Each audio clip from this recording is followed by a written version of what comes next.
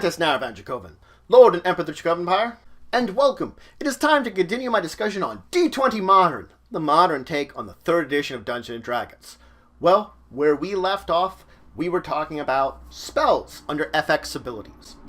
For spells, we were talking about some effects that spells could have. Let's dive into effects and then talk area. Because these are both, well, intermixed in a way. So there might be some language that's the same. But they do technically count as different to a degree. Well, let me explain. Some effects might be a spread-based effect. A spread-based effect is a kind of spell of an area. Moves out from a point of origin, filling that area. The fact is a spread can move around corners. It can spread around corners. It will spread a certain distance. So you'll have to measure the total distance and the number of squares it would spread to figure out how well it will move around corners and spread out from this point of origin that you've designated. It's important to note there are some spells that you will select where they start from. You select where it originates from, and whatever area it moves out into. You don't control what creatures are affected by that. Effectively, you're creating a spell over an area, and whatever's within that area will be affected by it if the spell can affect it. A burst will go from a point of origin and burst out in all directions.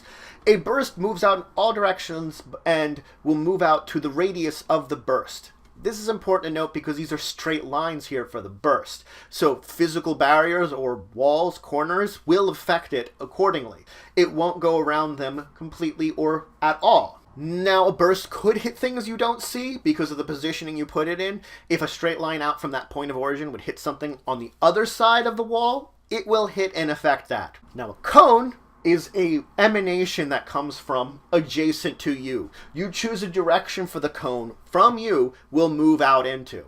A cone will have an effect that it will move out to a certain distance.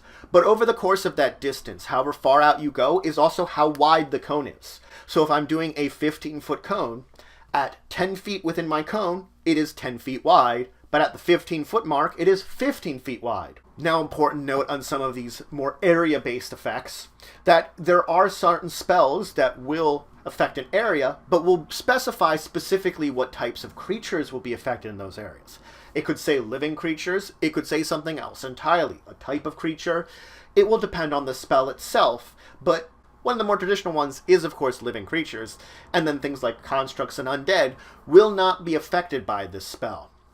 A cylinder will once again have a point of origin that you'll designate, but that cylinder will spread out in different ways. First off, it will spread off in the circular shape, the radius of the horizontal movement, but it will also either go vertical up or vertical down from that position, filling all the entire area. So it has similar to the emanation basically on the horizontal, but it's got its own unique vertical directions.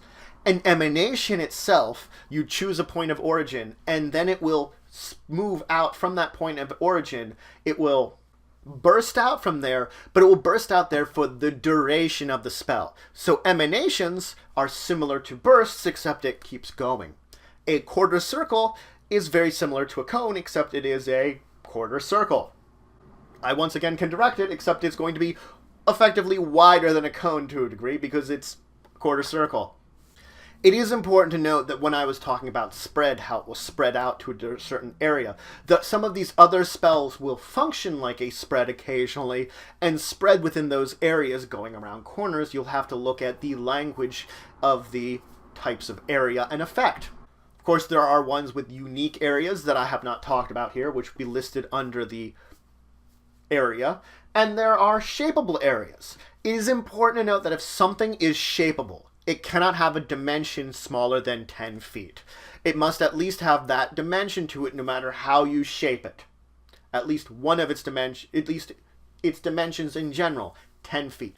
Any other details will be listed under that specific shapeable area, but it gives you a general idea of what is shapeable. Now, let's talk about line of effect, because this is very important that relates to what we were just talking about here. Line of effect is an unbroken line between me and wherever I'm originating that spell, or that spell is taking place on, that I'm affecting with my connection to there. Line of effect is something that it will be broken by solid barriers, but things like fog and darkness will not break a line of effect. It functions a lot like ranged weapons, how barriers block it, but other things don't.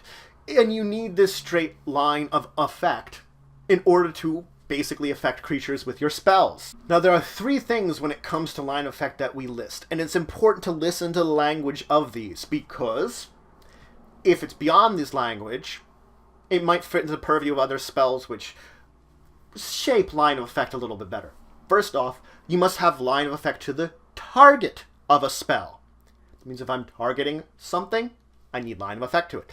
I must have line of effect to every square I'm creating the effect of a spell within.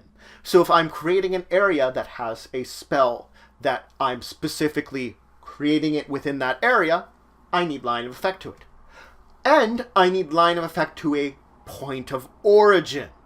So you can see here now that when we're talking about area and effects, that some of them spread out in certain ways, which may go around corners or out of sight beyond line of effect, they would fit into the purview of things like your point of origin, not into the I'm shaping an area. So my shapeable spells, I need line of effect to everywhere I'm shaping. But certain emanations and such, I won't have to worry about it. If I have to specifically target creatures, I do need line of effect. So you can see how line of effect is very key.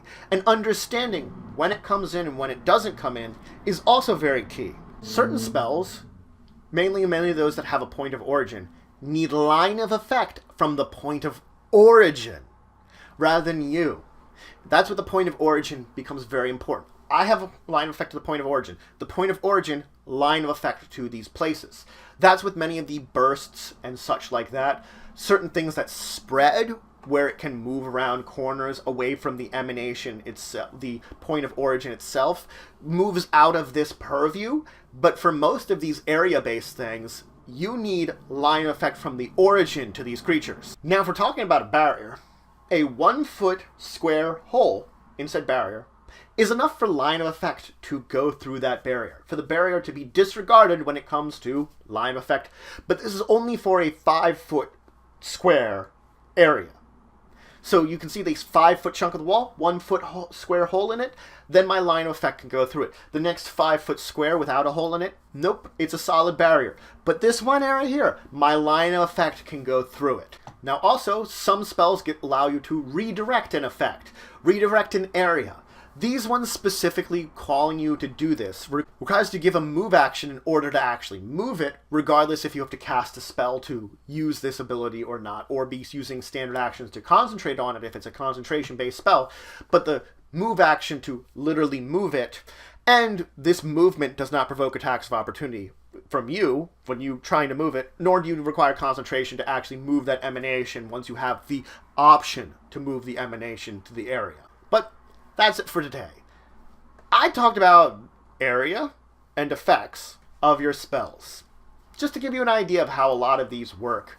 And really the big part of it I wanted to discuss was line of effect. Which line of effect can be a headache, because line of effect is different than line of sight, which are both things that you sometimes require. Line of effect says that I have an unbroken line between a point where I can affect it with my spell. I don't necessarily need to see that point, but I can't have physical barriers in the way. This is the big part of it. I don't actually have to see that square. Fog, darkness could block my line of sight, but as long as I have a general idea that there's a square over there that I can do something at and I have the line of effect to it, I do it. Line of effect is a very important thing to understand and to try to understand at most, because it can be a headache. I will tell you it can be a headache, line of effect. But when we move on to the next one, next episode, we're going to talk about duration and saves when it comes to your spells and FX abilities. But if you have any questions, comments, anything you would say, anything you think I left out, please leave in the comments below. Please like, share, and subscribe. It's your support for the channel. the Empire, the work I do. If you want to show some extra support, you could always check out my Patreon. Link description below. There's some great rewards there. It helps to grow and improve the channel and the Empire. Regardless. Until next time, I bid you farewell.